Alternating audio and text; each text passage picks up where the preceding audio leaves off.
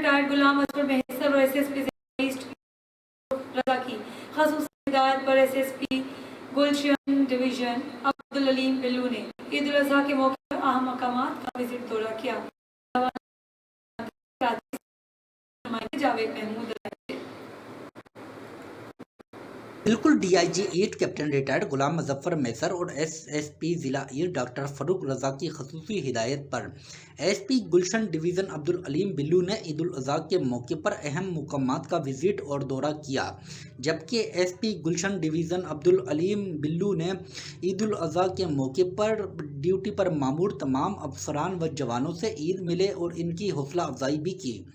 SP गुलशन division Abdul Aleem Billu ने visit के दौरान मौजूद एहलकारों से मुलाकात की और इनको इस्तेदाद जराइम के लिए गश्त को ज़्यादा से ज़्यादा बढ़ाने के अहकाम दिए।